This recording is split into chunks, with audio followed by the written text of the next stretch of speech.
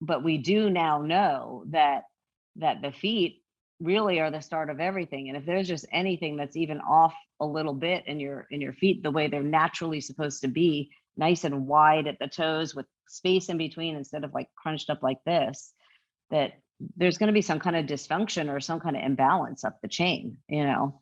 I So explained it to someone yesterday as if that's your first line of defense and absorbing force from Earth or putting force into Earth, well, if the forces are not dispersed and absorbed as efficiently as they're supposed to be through the foot because of lack of positioning and mobility, then it just puts stress on other things up the chain. It's pretty 100%. pretty It's simple. it's like, and one of my other favorite things is, you know, other aside from that line that nothing is linear, is nothing works in isolation. So I mean, even your pinky toe, as insignificant as that little piggy might seem, if you can't abduct that pinky toe, which I really can't anymore since surgery, especially on my left foot, it affects the way you walk and the way you move. And your big toe is directly,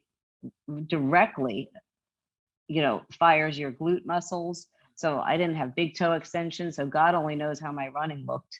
And then you put a pair of shoes on that's like this thick. It's basically wearing a high heel, and you go out and run in that, you're changing your gait.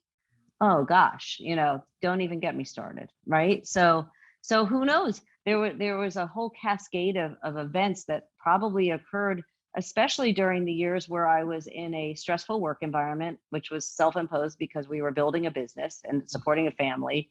And we took out a home equity line of credit just to open our business. We didn't have, you know, any money to open it with. So we were paying our rent at our office with our loan, and we were paying our mortgage with our loan. It was, you know, it was a stressful time. 3 young kids, we took a big risk. So so between the stress and the sitting and then the going out and doing what I thought was something healthy, I was probably doing more damage than good. So I really don't know what caused the issues, but at some point I was at a point where my big toe in 2009, I just couldn't even get it in and out of a sneaker. I remember I went through orthotics. We went through cutting a hole where the big toe was, and then I was told to wear a really stiff shoe so my toe could rest and it wouldn't have to bend. Oh my gosh, and I still would go running like that. That couldn't have been great for my back, right? No. So, you know, so they ended up cutting out a piece of the bone and making the toe, making more space in the joint. That never healed properly. And then it happened to my other foot. What was going on?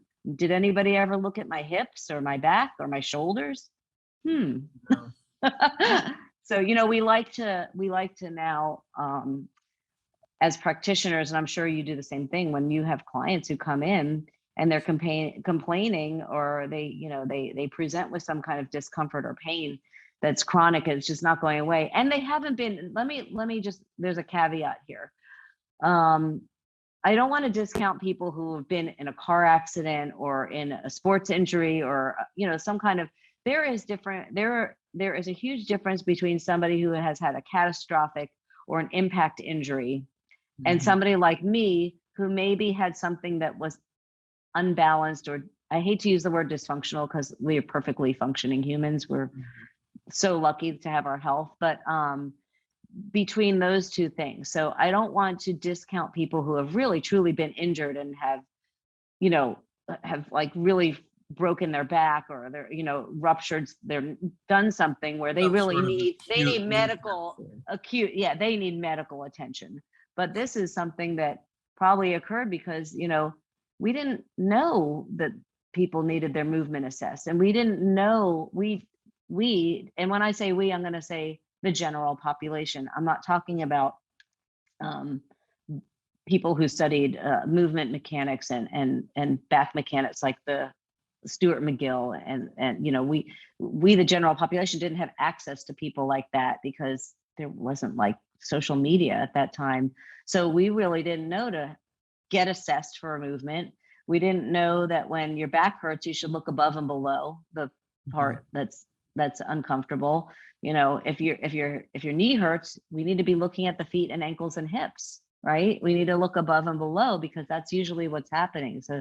So I don't think that even the people who are practicing medicine with good intention that they're doing what they were taught, because our medical system's just not teaching movement. There's two things, and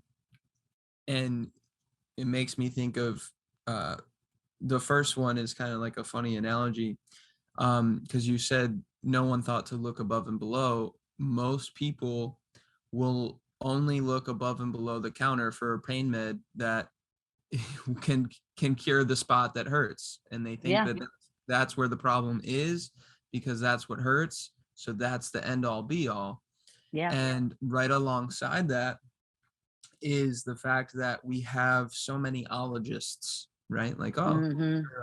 you're an ologist, good for you. You're a cardiologist, you're a, you know, though there's such a long list of specific niche body part specialists, and they study the foot, or they study the kidney, or they study the knees, or they study the lumbopelvic complex, or they study the shoulder, and none of them are communicating with the other. And like you No, just said, nothing works in a vacuum. So if something is overworking, it's because something else is underworking. If something is exactly. overstretched, then something else is under stretched.